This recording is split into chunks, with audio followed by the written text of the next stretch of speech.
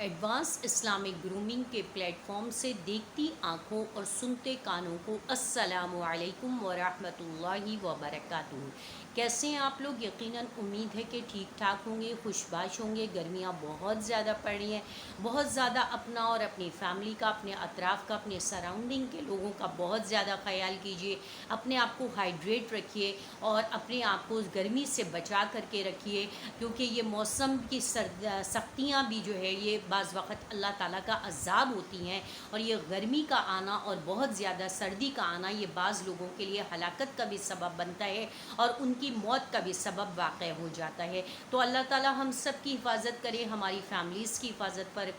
फरमाए, आमीन सुम्मा आमीन। शुरू करते हैं, आज के टॉपिक पे बात करते हैं। आज का हमारा टॉपिक वही ट्रेंडिंग टॉपिक है जो बहुत ज़्यादा लोगों को के लिए कंफ्यूजिंग है और बहुत ज़्यादा लोगों की क्यूरीज़ हैं और बहुत ज़्यादा लोगों की डिमांड्स हैं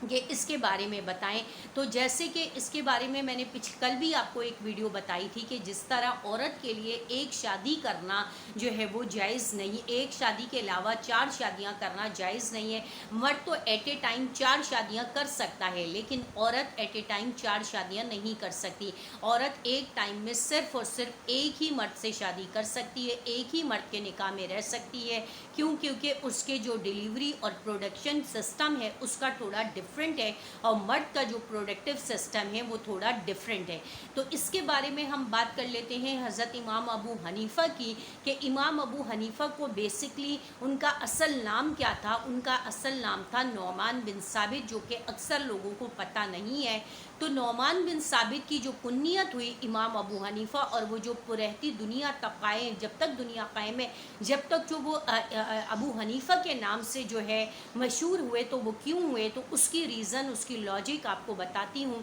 कि उसकी रीज़न और उसकी लॉजिक ये थी कि उनकी बेटी का नाम हनीफ़ा था और वो भी एक बहुत बड़ी आलिमा, फाजिला, आक़िला थी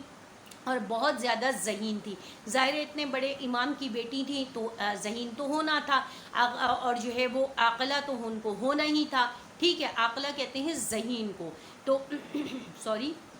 उनको आक़िला तो होना ही था। तो कहने का मकसद ये है कि एक दिन इमाम साहब के पास एक साइल आया और उसने पूछा कि इमाम साहब, मर्द को तो 4 शादियों की इजाज़त है, लेकिन औरत को 4 शादियों की इजाज़त क्यों नहीं है? तो इमाम साहब खामोश हो गए। उनके पास उस साइल के जवाब देने के लिए उस वक़्त कुछ समझ में नहीं आया और वो खामोशी से फिर घर तशरीफ़ लाए। तो किसी सोच विचार और फ़िक्र के अंदर थे। तो उनकी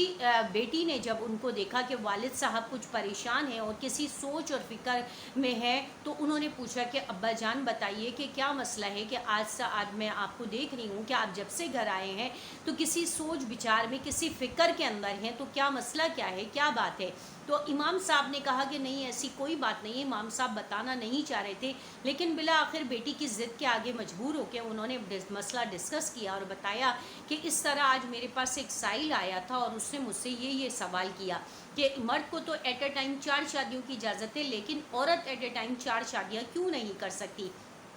तो इमाम साहब की बेटी जो कि आक़िला थी, बहुत ज़हीन थी, आलिमा थी, फाजिला थी, तो उन्होंने, वालिद साहब की ज़ेर तरबियत थी, इतने बड़े वालिद थे, तो उन्होंने कहा कि अब्बा जान, अब जैसे कि औरतें हैं तो औरतों के 3-4 मुख्तलिफ़ औरतों के दूध अगर एक कटोरे के अंदर जमा किए जाएं और फिर उससे कहा जाए किसी से कि इस दूध को अलग करो, तो क्या वो कर सकता है? तो इमाम साहब ने कहा नहीं, नहीं हो सकता। तो इसी तरीक़े से अगर जब मर्द औरत के पास, किसी भी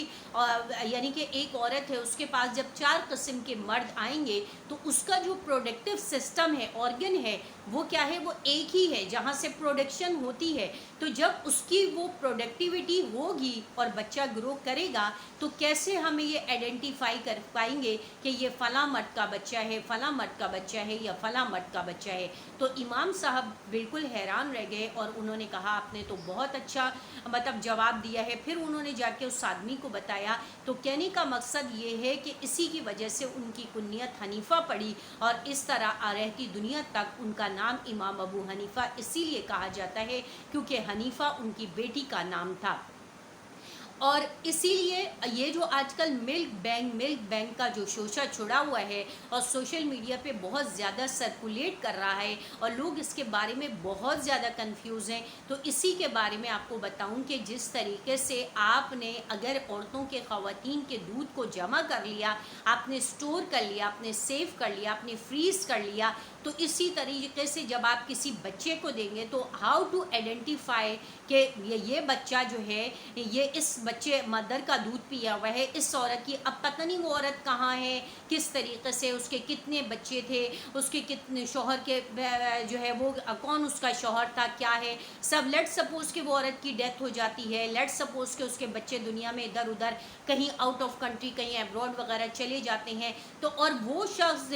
وہ بچہ یا وہ بچی جس نے اس عورت کا دودھ پیا ہے، اگر وہ بھی وہیں تک پہنچ جاتے ہیں ابراڈ، جیسے ہائر اسٹڈیز کے لیے جایا جاتا ہے اور وہاں جا کے وہ آپس میں ایک دوسرے کو دیکھتے ہیں، پسند کرتے ہیں اور شادی پہ بات آ جاتی ہے، تو اس کے یہ تو مطلب رضاعت کے رشتے سے تو وہ اس کا کیا ہے، بھائی ہے یا بہن ہے. تو اب یہ رضاعت کا جو رشتہ ہے وہ کیسے اس کو پتہ چلے گا کہ یہ میرا بھائی اور بہن ہے، کیونکہ اس کو پاس تو کوئی پروف ہی نہیں ہے.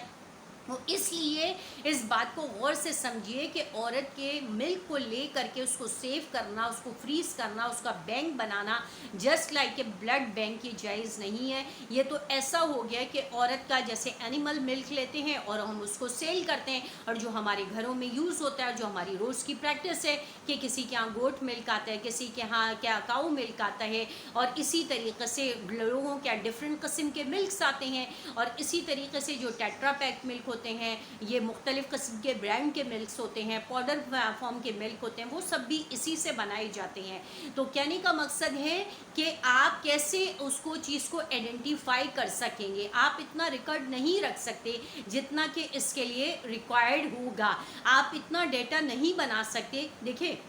بلڈ دینا ایک الگ میٹر ہے اور ملک ایک الگ میٹر ہے. ملک کا تعلق، ملک کے پینے کا تعلق جو ہے وہ نکاح سے اور حرمت کے رشتوں کو ثابت کر دیتا ہے کہ اگر آپ نے کسی کا ملک پی لیا ہے، سک کر لیا ہے، تو وہ کیا ہے، اگر وہ اس سے پہلے آپ کے لیے اسٹرینجر ہیں، وہ آپ کی کزن ہیں، وہ آپ کی نیبر ہیں، لیکن اب چونکہ ملک کے بعد وہ کیا ہو گئے، وہ آپ کے رضاعت ہو گئے، آپ کے بھائی بہن، آپ کی وراثت، ہر چیز میں وہ آپ کے شیئر ہولڈر ہو گئے. تو اس لیے آپ کو اس چیز کا بہت زیادہ خیال کرنا ہے، بہت زیادہ اہتمام کرنا ہے کہ آپ نے اس چیز کو نہیں سوچنا ہے کہ یار ہم نے کیسے کرنا ہے، کیا کرنا ہے.